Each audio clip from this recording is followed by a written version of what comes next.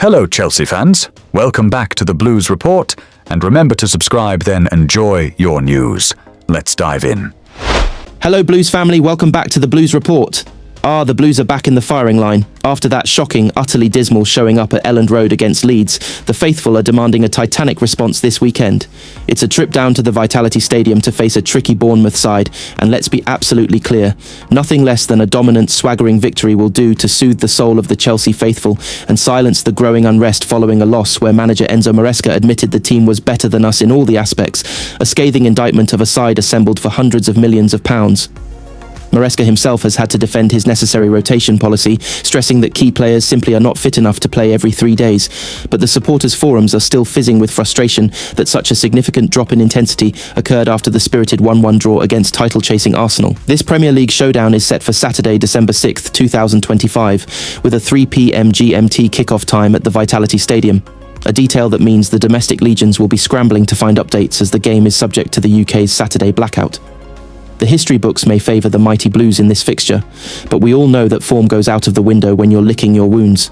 And Bournemouth are a wounded animal themselves, currently residing in the middle of the table after a winless run of their own, making this less about a simple top 6 side cruising to victory and more about a battle of wills. The major concern for the visiting side is the continued absence of Moises Caicedo, who serves the second of his 3-match suspension for his ill-fated red card against Arsenal.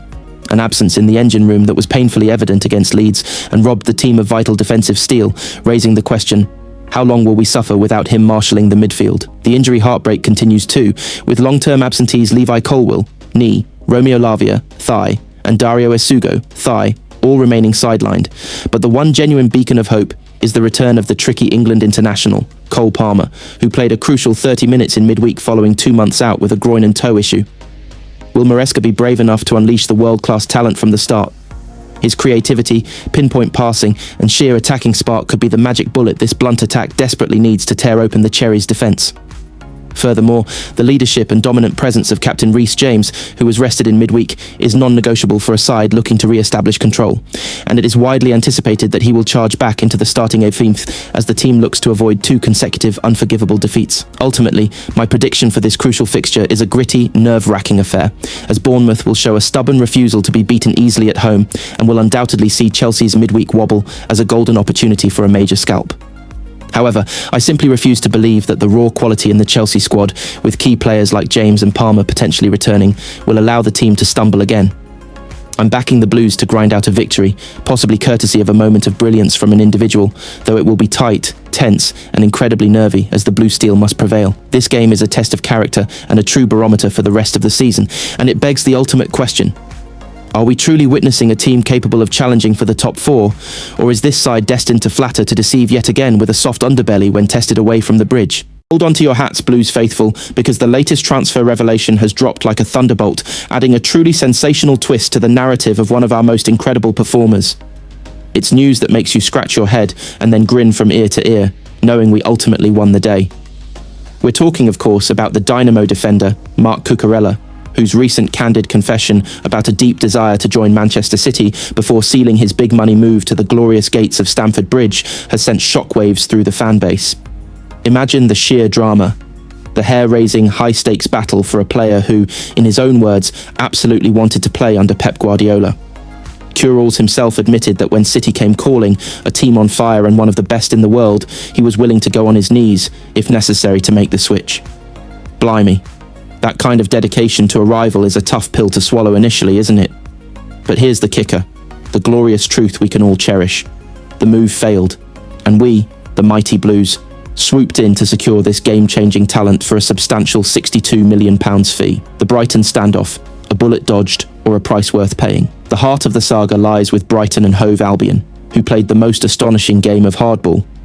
City were reportedly only interested in a fee around £30 million, but the Seagulls' exorbitant demands, pushing for upwards of £50 million, snookered the reigning champions. This begs the crucial question, doesn't it? Was Brighton's stubbornness a magnificent, unwitting gift to Chelsea, or was the eventual £62 million we paid a true test of our owner's ambition and desire to win the transfer market?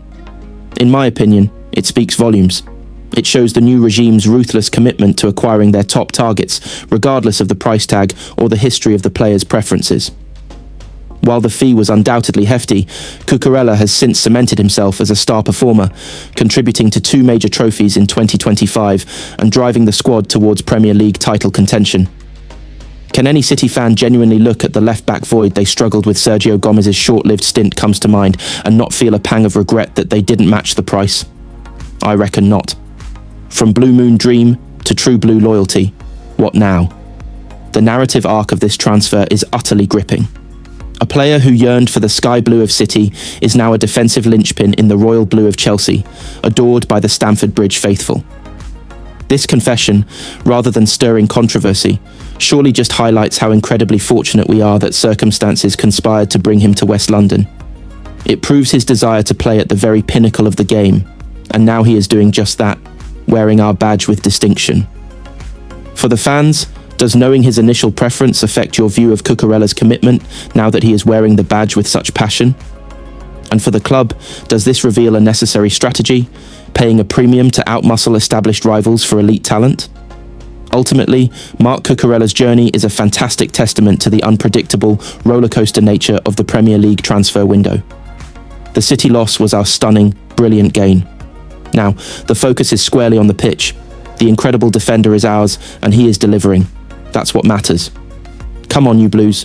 Would you like me to find out if there are any other recent Chelsea players who nearly signed for a rival club before joining the Blues?